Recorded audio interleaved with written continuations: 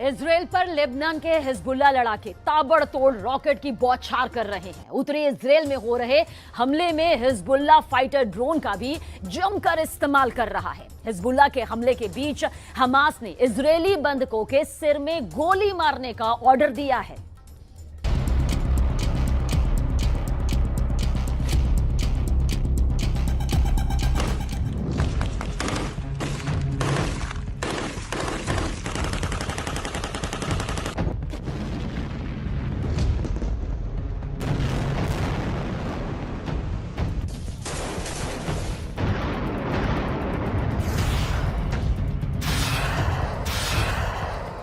Israel का Hamas से युद्ध चल रहा है।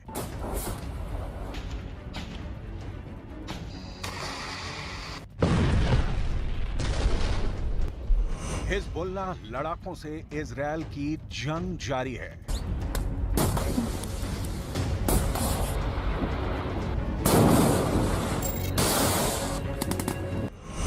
अब क्या अगला नंबर जॉर्डन से आर पार की लड़ाई का है?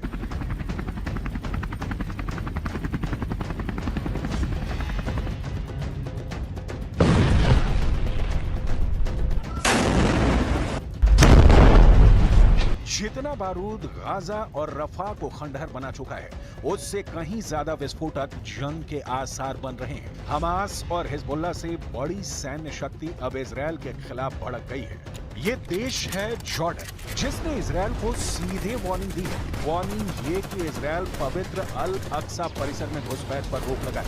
जॉर्डन अल अक्सा परिसर में इजरायलियों को बसाने की कवायद को भड़काऊ और इसकी पवित्रता का उल्लंघन बताया है। अल अक्सा का विवाद ही फिलिस्तीन और इजरायल की दुश्मनी की वजहों में से एक है। वहीं गाजा युद्ध में हमास ने खौफनाक ऐलान कर इजरायल के होश उड़ा दिए हैं। हमास ने जिन इजरायली बंधकों को अपनी कैद में रखा है, अब उनकी मौत किसी भी वक्त आ सकती है। हमास ने इजरायली बंधकों के सिर पर बांधी बारूदी बेल्ट। आईडीएफ फोर्स आगे बढ़ी तो सिनवार दबाएगा ट्रिगर।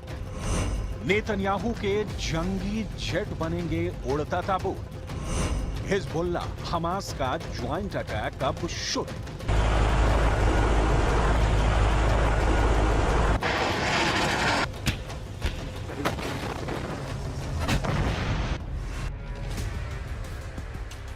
हमास युद्ध सबसे विस्फोटक दौर में पहुंच चुका है। जहां हमले की लिमिट क्रॉस हो चुकी है, वहां विध्वंसक हथियारों की मार अंधाधुंध हो रही है, जिसके बाद बारूदी बैटल में हमास को फुल बैकअप भी मिलने लगा है। ये बैकअप दे रहे हैं लेबनान के हिजबुल्लाह लड़ाके, जिन्होंने इजरायल पर एक दो नहीं 250 से ज्यादा रॉकेटों की बौछार कर धुआं करने की कोशिश की है। हिजबुल्लाह लड़ाके अपने टॉप कमांडर की मौत का इंतकाम लेने के लिए इजरायल से आर पार के युद्ध के मूड में हैं।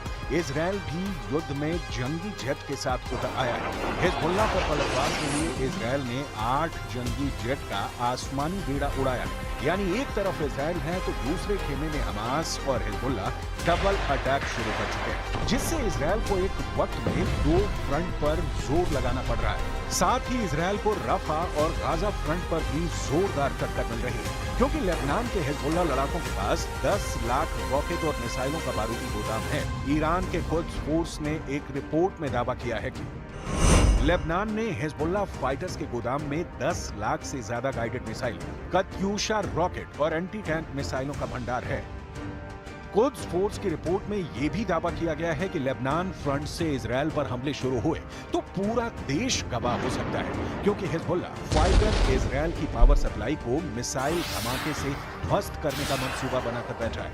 हिजबुल्लाह लड़ाकों को इजरायल हल्के में नहीं ले सकता, क्योंकि ये लड़ाकों की कोई छोटी मोटी फौज पर नहीं। लेबनान में हिजबुल्लाह की जड़ें बहुत गहरी हैं। लेबनान में हिजबुल्लाह के पास 20,000 ट्रेंड लड़ाके हैं, जिनके पास दुनिया के सभी आधुनिक हथियार हैं।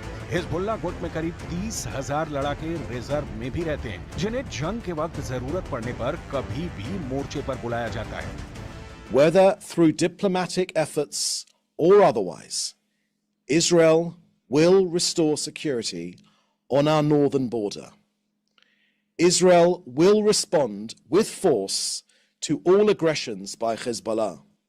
Lebanon and Hezbollah, under the guidance of Iran, bear full responsibility to the deterioration of the security situation in the north. Hezbollah लड़ाके हमास के आत्मघाती हमलावरों जितने ही क्रूर और आक्रामक हमले के लिए कुख्यात हैं, इनके जिस टॉप कमांडर को मिसाइल स्ट्राइक में ढेर किया है, उसकी मौत का बदला लेने के लिए हिजबुल्लाह किसी भी हद तक जा सकता है। बुधवार को इजरायली सेना ने साफ किया कि उनकी स्ट्राइक में हिजबुल्लाह का टॉप कमांडर अब्दुल्ला तालेब मारा गया है। अब्दुल्ला तालेब को इजरायल ने दक्षिण पूर्वी लेबनान में उसके ठिकाने पर मिसाइल हमले में ढेर किया है। अब्दुल्ला तालेब को हज अबू तालेब के भी नाम से जाना जाता है। अब्दुल्ला तालेब हिजबुल्लाह की लितानी नदी डिवीजन का कमांडर था। इजरायली सैन्य बल ने अब्दुल्ला के साथ 3 और कमांडरों के मारे जाने की पुष्टि की है।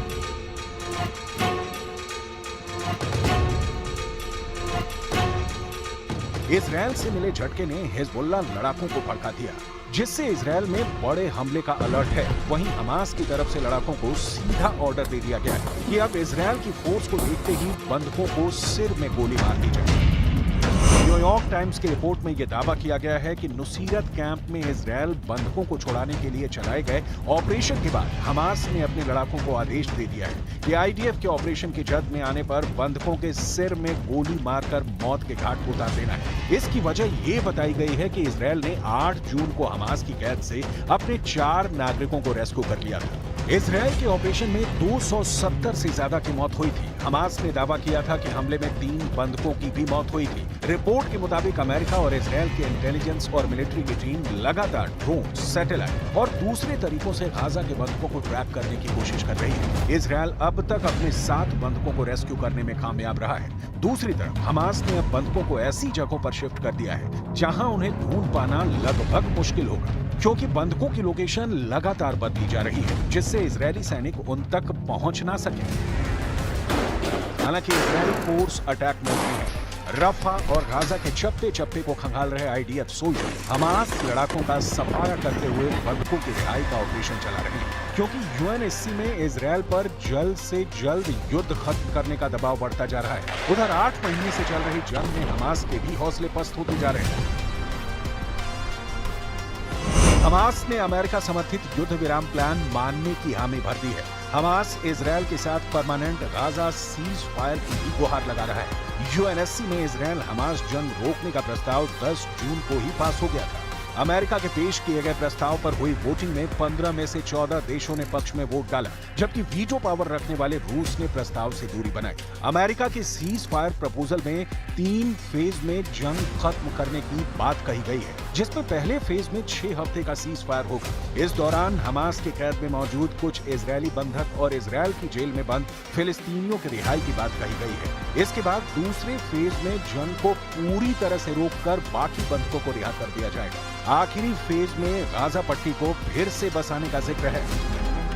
प्रेसिडेंट बाइडेन दावा कर चुके हैं कि इजरायल इस प्रस्ताव को स्वीकार करने को तैयार है, लेकिन नेतन्याहू युद्ध खत्म करने के मूड में कतई नहीं दिख रहे, क्योंकि उन्होंने अमेरिकी सीज फायर प्रस्ताव के केवल कुछ हिस्से पर सहमति जताई है। नेतन्याहू ने ऐलान कर रखा है कि हमास के खात्मे तक ये युद्ध रुकने वाला नहीं।